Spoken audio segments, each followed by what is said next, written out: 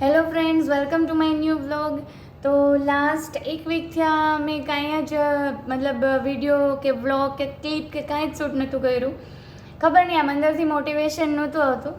એનું one of the reason એ છે કે ક્યારે આપણે વિડીયો અપલોડ કર્યા પછી ચેક કરતા હોય કે કેટલા વ્યૂ આવ્યા. તો લાસ્ટ અમુક વિડીયોમાં વ્યૂ બહુ ઓછા આવતા હતા, તો આમ થોડુંક ડિમોટિવેટ જેવું લાગતું હતું. એટલે કાંઈ શૂટ કરવાની મન નહોતું થતું. પ્લસ ઘરના બધા પેન્ડિંગ કામ હતા એ બી કમ્પ્લીટ કરતી હતી.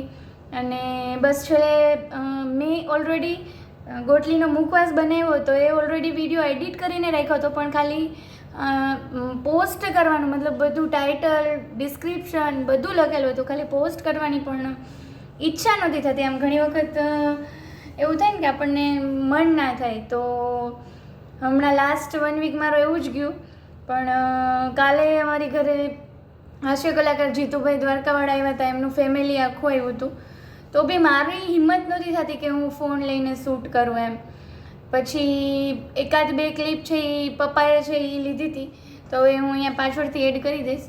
પણ આજે મંડે છે, તો ખબર નહીં મંડે મોટિવેશન ક્યાંથી મને આવી ગયું કે કાંઈ નહીં, ઓછા વ્યૂ આવે છે તો હજી તો મેં 2 મહિનાથી મારી યુટ્યુબ ચેનલ સ્ટાર્ટ કરી છે, તો ગ્રો થતાં વાર લાગે. પણ હું અત્યારથી કોશિશ મૂકી અને બેસી રહીશ તો એનો કાંઈ મતલબ નથી એમ કે 2 મહિનામાં તરત તો સક્સેસ ના જ મળે.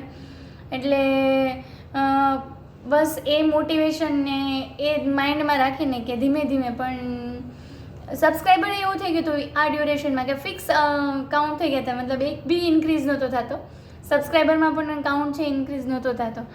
એટલે બધું ભેગું થયું હતું. પણ પછી એમ વિચાર્યું કે રાતોરાત તો કોઈને સક્સેસ નથી મળતી, મતલબ હજી 2 મહિના થશે હમણાં. તો બસ એ મોટિવેશનને ધ્યાનમાં લઈને ફરી પાછું મેં આજે મોબાઈલ હાથમાં લઈ લીધો છે. ખુશીની બી હેલ્થ સારી નહોતી વચ્ચે, ના ડ્યુરેશનમાં 1-2 દિવસ વચ્ચે એની હેલ્થ બી ખરાબ થઈ ગઈ હતી. ત્યારે તો મતલબ કાંઈ માઇન્ડમાં જ ના આવે મોબાઈલ હાથમાં લેવાનું, કેમ કે પૂરેપૂરું કોન્સન્ટ્રેશન એના ઉપર હોય. તો આ એ જ ક્લિપ છે કે જ્યારે સુપ્રસિદ્ધ હાસ્ય કલાકાર અને જેઓ વર્ષોથી ગુજરાતની કલાપ્રેમી જનતાને હાસ્યરસ પીરસે છે તેવા હાસ્યના મહારથી જીતુભાઈ દ્વારકાવાળા, તેમના સન જે પોતે બી હાસ્ય કલાકાર છે દર્શનભાઈ દ્વારકાવાળા, એ સહપરિવાર અમારા ઘરે આવ્યા હતા અને ખુશી માટે ગિફ્ટ લઈને આવ્યા હતા. તો બધા સન્ડે હતો, સાથે બેઠા, મજા આવી.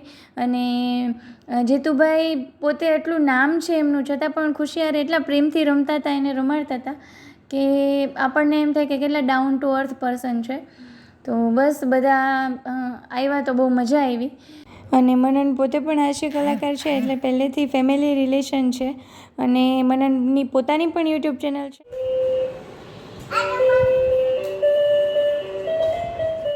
અને ખુશીની તબિયત હજી મતલબ એટલી સારી નહોતી, તે વીકનેસ હતી.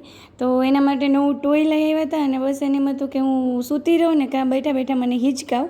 અને ટ્યુઝડેના હું જોબ ઉપરથી ઘરે આવી તો અમારી ઘરે જે કચરા પોતા કરવાવાળા માસી આવે છે એ ઇમરજન્સી લીવ ઉપર જતા રહ્યા હતા, વિધાઉટ લોડ અલ્ટર.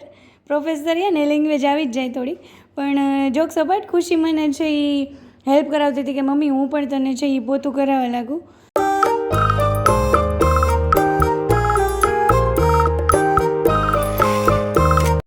ખુશી પછી સૂઈ ગઈ હતી અને મેં પણ થોડીક વાર આરામ કરી લીધો. અને આરામ કરી અને થોડીક કેરીના બટકા કરવાના હતા, તો હું એ કરવા બેસી ગઈ.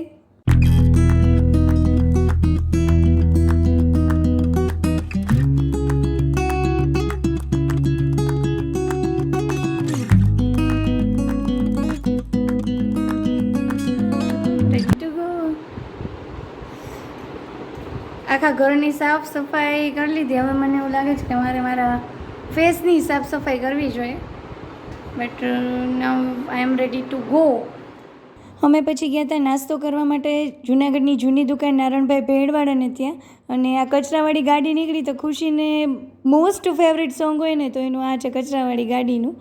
અને ખુશીને ખાવા માટે સેવ મમરા આપ્યા હતા, પણ એને ભાવતા નહોતા. બસ પછી અમે બધાએ નાસ્તો કરી લીધો અને પછી નીકળી ગયા. વ્લોગનો કરું છું અહીંયા એન્ડ. તો આ 2 દિવસ મંડે અને ટ્યુઝડેનો છે એ વ્લોગ એડિટ કરી અને હું મૂકીશ.